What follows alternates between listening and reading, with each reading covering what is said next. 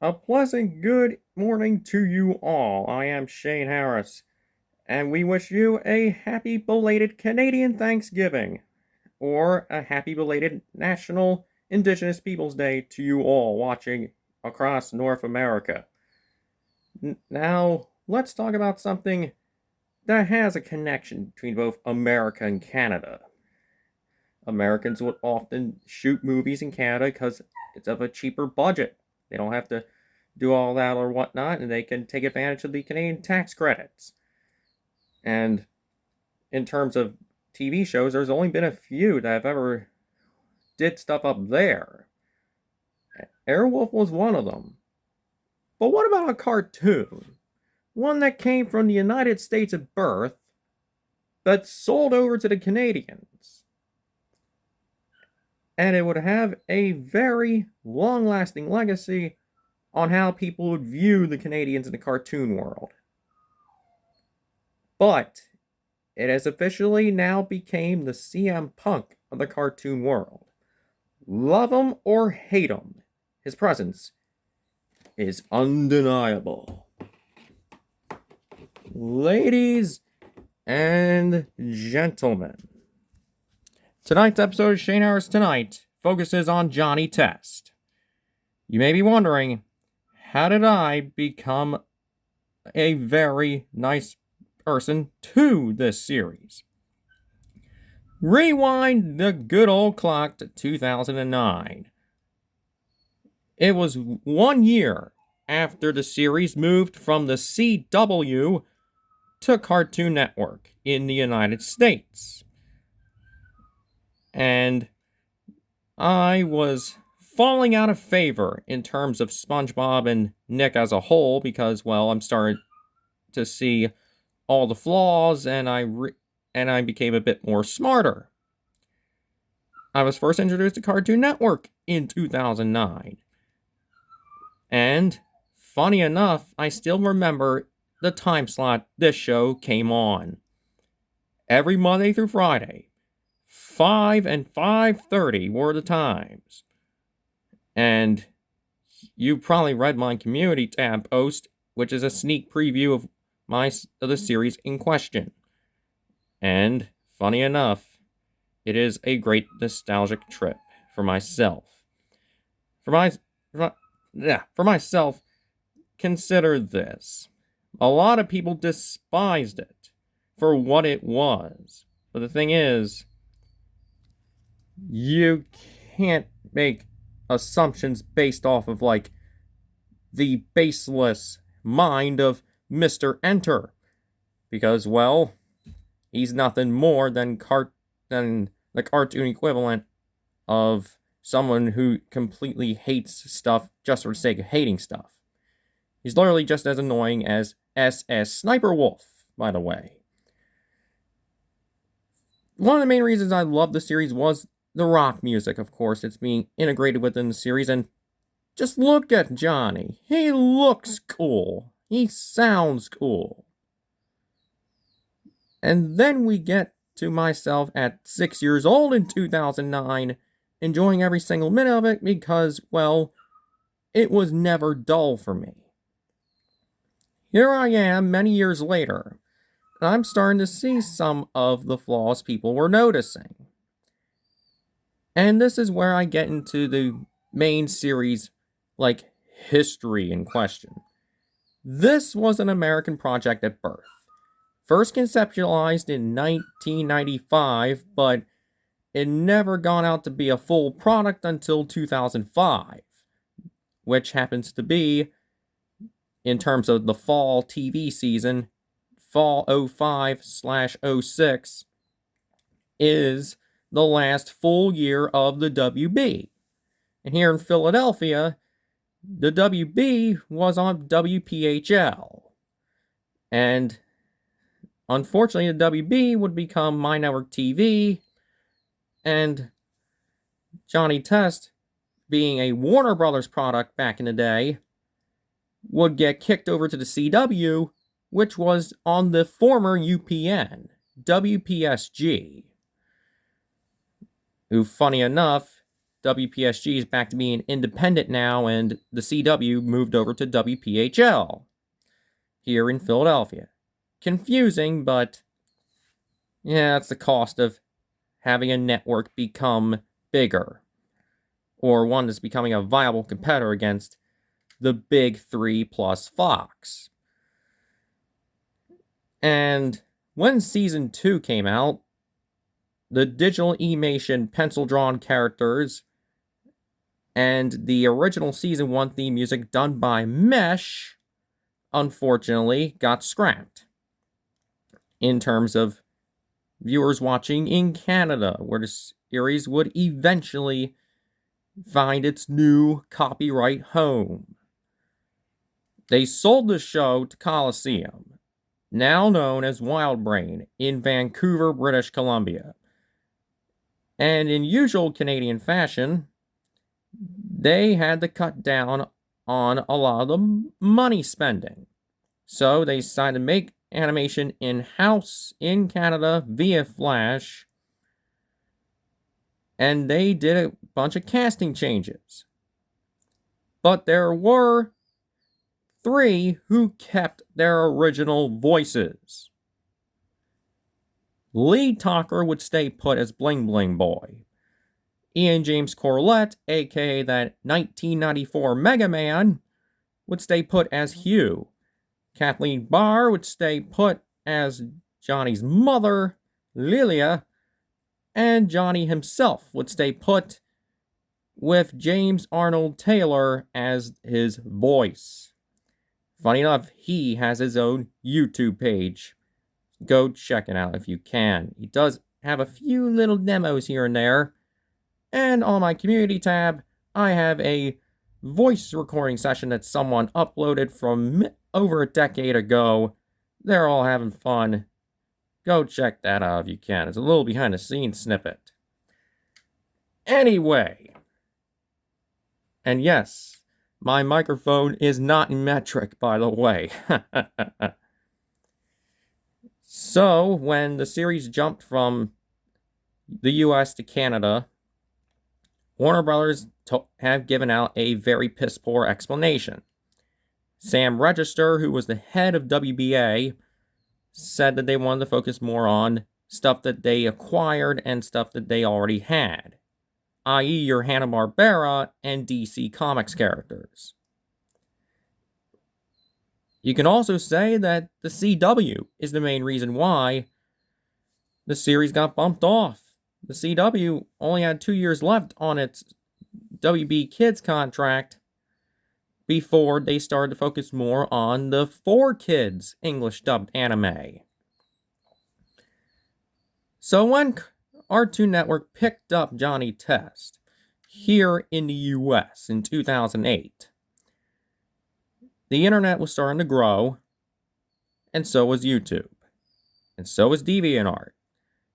And the people became real snarky. They criticized the show for the overusage of certain sound effects and its very stilted flash animation.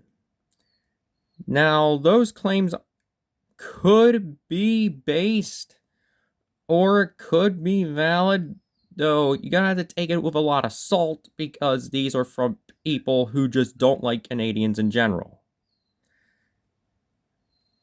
So, the series was basically framed as what Velma is today, but unlike Velma, JT would take a hiatus in 2014. Then 7 years later, 2021 came about.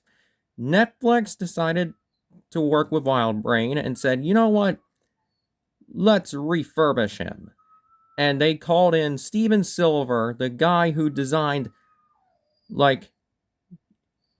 he designed multiple different well-known characters of the 2000s. You're Kim Possible, you're Danny Phantom, and by the way, the next episode, The Weekenders. And he basically made JT look phenomenal. And so as the rest of the characters, they had a much more revised team of writers. Everything was completely good. Sure that they unfortunately ditched the Ian LeFave / Upon Hundreds and Thousands theme music from Season 2 in favor of something much shorter and much different, but hey, it works for me. Season 7 and 8 only ran 2 years, 2021 till early 2023, and the series managed to end on a high note. A very, very high note. With the Netflix playable episode known as the Ultimate Meatloaf Quest, which I advise you should check out the playthrough on the Living Blue Jays channel. And funny enough, he is your glimmer of light in the world of Johnny Test. So if you want to hear all the good stuff from him, he's got all the videos for it. Now let's talk about why you're looking at this DVD here. Now, back in 2011, Wild Brain, then known as Cookie Jar, decided to work out with a major little offer. They teamed up with companies like Mill Creek in the United States, best known for distributing the Stephen J. Cannell shows that I mentioned in a previous episode, aka Hunter, and which is in the hands of FilmRise, who, by the way, owns the rights to certain Nelvana content, including DNAs, my super duper favorite. And on the other side, the United Kingdom got Liberation Entertainment as their distributor. Very small company.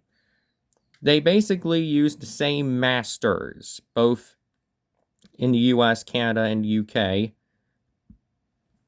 Kind of bizarre, the UK version was pitched in NTSC, despite the disc being in PAL, but this is the US spec disc from Mill Creek. This one was a 2011 release, and these are the same prints used by the series' official YouTube and Netflix uploads. Only the first episode has its original intro. The rest have Season 2's theme music.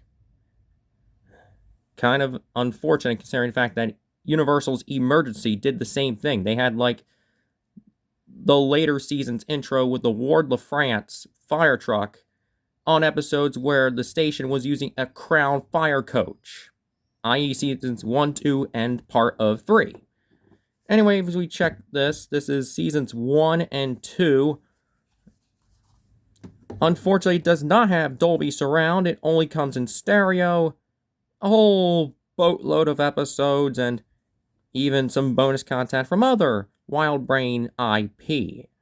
And you can see a clear difference between the pencil-drawn style right there from way back in the day, done by the guys behind OKKO's design, Digital Emation, and compare it to the 2006 to 2014 Flash models. Clear difference. And by the way, this does play the Season 1 theme music on the main menu. And even in the end credits, even on the episodes where Season 2's theme music was played in the intro. But when we Americans were first introduced to the Season 2 theme music, it was in Seasons 3 and 4, aka the seasons that were first introduced to Cartoon Network after the CW said, we're on to 4Kids now. Note the very bespoke choice of design for Johnny.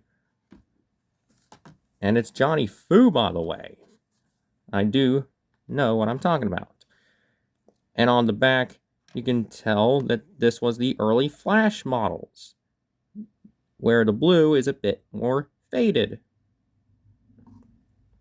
This is also not in Dolby Surround, but the only season that Dolby Surround's logo would be in Season 1, because Warner Brothers had a contract with them. And you can see all the other bonus content from other Wild Brain series, including Jace and the Wheeled Warriors. Funny enough, the voice of ABC, Ernie Anderson, where he used to say, "Today on the Love Boat," with that very well-known voice. He was the original guy to do the opening voiceover for that. But on more recent prints, his voice was replaced by another, which is kind of unfortunate. Now you may be wondering, how can you support the show? There is plenty of merch out there. There's like one shirt, I believe, though there's a lot more people can do on Redbubble, by the way. There were actual figures made of the characters, though it looks a tad bit gaudy because the character does look better in 2D, by the way. And of course, you can do fan art. But there is a catch. There is a catch. Do not do the negative fan art, i.e. your people beating him up, or in one case on DeviantArt, a decapitation. Yes, I actually saw that. I'm like, what the fuck were they thinking? Apologies for the language, but the amount of hatred for the series is mind-boggling. I am happy that Velma is now the worst TV show out there. And I'm happy that Johnny Test is being treated like a saint now. He's basically a phoenix. He rose from the ashes when he needed to. And he's now a CM Punk of the cartoon world. You may like his looks, but you hate his guts, or vice versa.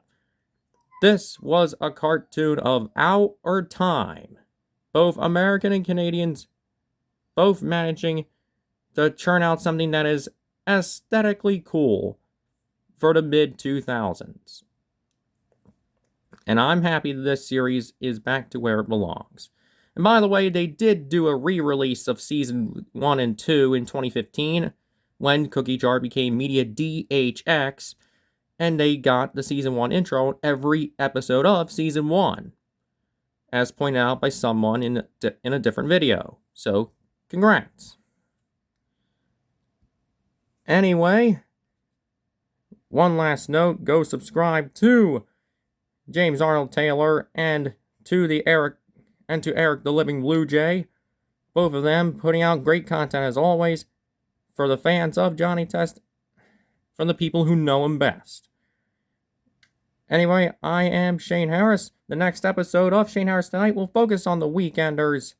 But until then, good night. And enjoy that meatloaf.